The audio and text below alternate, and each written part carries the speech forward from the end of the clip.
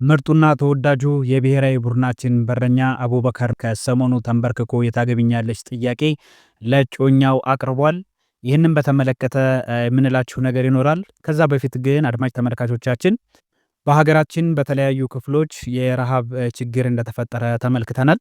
ይህንንም በተመለከተ አሁን ላይ ታዋቂ ሰዎችና ቲክቶከሮች የእርዳታ እህሎችንና ገንዘቦችን በማሰባሰብ አንዳንድ አስፈላጊ ቁሶችን እያዋጡ ይገኛሉ ማለት ነው። አድማጭ ተመልካቾቻችን በተለይ እንግዲህ ከሰሞኑ በትግራይ ክልል ህጻጽ አካባቢ ከፍተኛ የሆነ ረሃብ የሰው መሞት ችግር ተፈጥሮ እንደነበረ ተመልክተናል። በትግራይ ክልል ህጻጽ የስደተኞች መጠለያ ጣቢያ ተጠልለው ከሚገኙ ተፈናቃዮች ውስጥ ረሃብና ረሃብ ባስከተለው በሽታ ሳቢያ የሚሞቱ ሰዎች ቁጥር ከጊዜ ወደ ጊዜ እየጨመረ መምጣቱ ነው የተገለጸው። የኤርትራ ስደተኞችን ለማስተናገድ በ2005 ዓ.ም የተቋቋመው ህጻጽ የስደተኞች መጠለያ ጣቢያ በትግራይ ክልል ሰሜን ምዕራብ ዞን አስገደ ወረዳ የሚገኝ ነው። የስደተኞች መጠለያ ጣቢያው በትግራይ ክልል ጦርነት ወቅት በደረሰበት ጉዳት በውስጡ ተጠልለው የነበሩ ኤርትራውያን ስደተኞች ስፍራውን ጥለው ወደ ሌሎች ቦታዎች ሸሽተዋል። ለ2 ዓመት የዘለቀው ደም አፋሳሹ የትግራይ ጦርነት በደቡብ አፍሪካ ፕሪቶሪያ በተደረገ የግጭት ማቆም ስምምነት በጥቅምት 2015 ዓ.ም መቆሙን ተከትሎ የህጻጽ የስደተኞች መጠለያ ጣቢያ ከምዕራብ ትግራይ ዞን የተፈናቀሉ ነዋሪዎችን ሲያስተናግድ ቆይቷል። በህጻጽ የስደተኞች መጠለያ ጣቢያ ከ14000 በላይ ተፈናቃዮች ተጠልለው እንደሚገኙ ይታወቃል። ተፈናቃዮቹ በመጠለያ ጣቢያው የቆዩበት ጊዜ እየጨመረ በመምጣቱ ችግሩ የተባባሰና በሽታ የመቋቋም አቅማቸው የተዳከመ መሄዱ ነው የተገለጸው። እንግዲህ ይሄም ዜና በፍጥነት ወደ ሚዲያ ላይ መጥቶ ታዋቂ ቲክቶከሮች ጋር ደርሶ አሁን ላይ እየተረባረቡ ይገኛሉ። እንግዲህ ቲክቶከሮች ብቻ አይደሉም። አሁን ላይ አንዳንድ ታዋቂ ሰዎች፣ የፊልም ባለሙያዎች ጭምር ቻሌንጁን መቀላቀል ችለዋል ማለት ነው። ለዚህም ተወዳጁ አርቲስት ሰላም ተስፋዬ በችግር ውስጥ ላሉት የህጻጽ ወገኖች የ100,000 ብር የገንዘብ ድጋፍ በማድረግ አለኝትነቷን በተግባር አሳይታለች ማለት ነው። እንግዲህ በቃል ብቻ ሳይሆን በእውነተኛ ተግባር የህዝብ ልጅነቷን ላስመሰከረችው ሰላም ከፍ ያለ ክብርና ምስጋና ይገባታል። በጎነትሽ በብዙ ተባስቶ ይመለስልሽም ለማለት እንወዳለን። እንግዲህ ልክ እንደ ሰላም ሁላ ሌሎች አርቲስቶች ያላቸው በገንዘብ የሌላቸው ደግሞ ሀሳቡን በማስተጋባት ሌሎች ድርጅቶችና አንዳንድ አቅም ያላቸው ትላልቅ ሰዎች ሀሳቡን እንዲደግፉት ማድረግ ይችላሉ። ተሰሚነት ስላላቸው፣ ደጋፊ ስላላቸው ብለን እናስባለን። አሁን ላይ በሀገራችን በትግራይ ብቻ አይደለም፣ በአማራ ክልልም እንደዚሁ በደብረ ብርሃን አካባቢ ከፍተኛ የሆነ ችግር እንዳለ ነው እየሰማን የምንገኘው። በተለይ በ3 ጊዜያዊ መጠለያ ካምፖች ላይ ይሄ ችግር እንዳለ ተመልክተናል። በቻይና ካምፕ፣ በወይንሸት ካምፕና ባቄሎ በተባለ ካምፕ ውስጥ በከፍተኛ ችግር ውስጥ እንዳሉ ለመረዳት ችለናል። እባካችሁ ይህንን የምትሰሙ አድማጭ ተመልካቾቼ ሀሳቡ ወደ ሌላ ሰዎች እንዲደርስ ምናልባትም እንግዲህ ገንዘብ ኖሯቸው ሰዎችን ማገዝ የሚፈልጉ እንደዚሁም ደግሞ በቁሳቁስ በተለያየ ነገር ነው መርዳት የምንችለውና ላላቸው ሰዎች እኛ የበኩላችንን ሼር በማድረግ ሀሳቡን እንዲደርሳቸው ማድረግ እንችላለንና ይሄንን በማድረግ እንድትተባበሩ ከወዲሁ ማሳሰብ ፈልጋለሁኝ። በተለይ በወሎ አካባቢ እንግዲህ ይሄ ችግር እንዳለም እንደዚሁ እየተሰማ ይገኛል ማለት ነው። ብዙ ናቸው የሚረዱ አካላቶች በዚህ ሰዓት ያሉትና ከተረባረብን ሁላችንም አለን ካልን ቢያንስ የሚሞተውን ሰው ቁጥር መቀነስ ይቻላል፣ በነፍስ መድረስ ይቻላል ማለት ነውና በተለያዩ ፕላትፎርሞች ላይ የምታገኙትን እንደዚህ አይነት ዜናዎችን ሼር በማድረግ የሐሳቡ ተካፋይ ተቋዳሽ እንድትሆኑ አደራ ለማለት እወዳለሁኝ።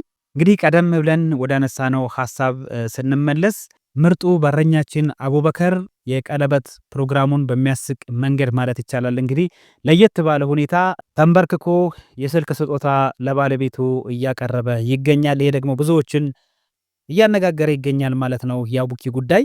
በቅርቡ እንግዲህ በማህበራዊ ሚዲያ ብዙዎችን ሲያነጋግር የነበረው የእግር ኳስ ኮከቡ በረኛ አቡበከር ኑራ ቴክኖ ስፓርክ 40 የተባለውን ስልክ በስጦታነት ሲያበረክት ተመልክተናልና ይሄ ደግሞ ብዙዎችን እንግዲህ እያነጋገረ ይገኛል። ጉዳዩ በሁለት አይነት መንገድ ነው ማለት ነው። አንድ የሴቶችን ክብር የሚነካ ምክንያቱም ለገንዘብ ሴቶች ያላቸው አመለካከት ይሄ ነው ወይ ስለዚህ ካንተ የሚጠበቅ አይደለም እንደዛ የሚል ሜሴጅ አለው እያሉ ብዙ ኮሜንቶችና ሐሳቦች ሲሰራጩ ተመልክቻለሁኝ። ከዚህ አንፃር ያዩት አሉ። ተንበርክኮ ቀለበት ማድረግ የተከለከለ ነውና ይሄ ፍጹም ከሃይማኖት የወጣ ነው። አቡኪ እንደሚታወቀው የሙስሊም ሃይማኖት ተከታይ ነው፣ የሙስሊም እምነት ተከታይ ነው። ስለዚህ ይሄ ነገር ልክ አይደለም የሚሉም በሌላ በኩል ያሉ ሐሳቦችን ለመመልከት ችያለሁ። ምናልባትም እንግዲህ እንደ ሀሳብ ደግሞ ካየነው ይዘውት የመጡት ሀሳብ ትንሽ ለየት ያለ ነውና በአንድ ድንጋይ ሁለት ወፍ እንደማለት ነው። በዚህ ሚስቱን ፕሮፖዝ አድርጓል። በሌላ በኩል ደግሞ የስፖንሰርሺፕ ገንዘብን ሊያገኝ ችሏል ማለት ነው። ስለዚህ ብልህነት ባለው መንገድ አቡኪ ገንዘቡን ሰርቷል የሚሉም ሀሳቦች አሉ። ዞሮ ዞሮ ዋናው ትልቁ ነገር ግን እንኳን ደስ አለ፣ እንኳን ለዚህ ያበቃ። እንግዲህ ትዳር መልካም ነው። ወደ ትዳር መግባት ጠቃሚ ነው ብለን እናስባለን። ስለዚህ በዚህ ሰዓት በትዳር መሰብሰቡ ይበል የሚያሰኝ ነው። የዓመቱ የኢትዮጵያ ፕሮፌሽናል እግር ኳስ ተጫዋቾች ማህበር የዓመቱ ምርጥ በረኛ ሆኖ መመረጡ ይታወቃል። ይህ ድንቅ በረኛ ራሱን ከጫና በማውጣት በተደጋጋሚ እድሎች እንዲሁም በግል ጥረቱ ራሱን በማብቃት ለዚህ ክብር ሊበቃ የቻለ ሰው ነው። አቡበከር አምና ከነበረው አቋም ራሱን በማሻሻል ዘንድሮ የኢትዮጵያ መድን በርካታ ጨዋታዎች ላይ የራሱን አቅም በማሳየት ለቡድኑ ትልቅ ሚና ሲጫወት እንደነበረ ይታወሳል። አቡበከር ከ18 የክለብ ካፒቴኖች በ16ቱ ሲመረጥ በሰፊ ምርጫ የዓመቱ የኢትዮጵያ ፕሮፌሽናል እግር ኳስ ተጫዋቾች ኮከብ በረኛ መሆን ችሏል። ከአቡኪ እንግዲህ ገና ወደፊት ብዙ ነገሮችን እንጠብቃለን እንደ ሀገር። በተለይ ገና ወጣት ነው። በዛ ላይ ደግሞ የበረኝነት አቋምን ያሟላ ከዚህ በፊትም በተለይ ከግብጽ ጋር በተደረገው ጨዋታ እናስታውሳለን። ለዓለም ዋንጫ የማጣሪያ ጨዋታ ላይ ራሱን በደንብ አሳይቶ ነበረ በወቅቱ። ስለዚህ ወደፊት እንግዲህ ምናልባት ሀገራችን በተለያዩ መድረኮች ላይ የምትሳተፍ ከሆነ በአፍሪካ ዋንጫ የሚሆን ወደፊት ደግሞ ድጋሜ የዓለም ዋንጫ እንግዲህ ከ4 ዓመት በኋላ ይመለሳል። ማጣሪያዎች ደግሞ ከ2 ዓመት በኋላ መደረግ ይጀምራሉ። ስለዚህ በዛ ሰዓት ደግሞ በደንብ ራሱን ያሳያል ብለን እናስባለን። አቡኪ እንኳን ደስ አለ በድጋሜ ለማለት እወዳለሁ። የተከበራችሁ አድማጭ ተመልካቾቻችን ከዛ በፊት ስናነሳው የነበረውን የእርዳታውን ጉዳይ አስቡበት።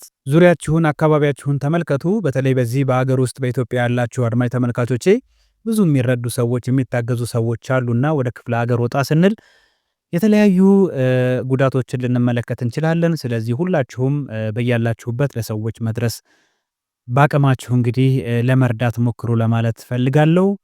ስለሰማችሁኝ ከልብ አመሰግናለሁኝ። መልካም ቆይታ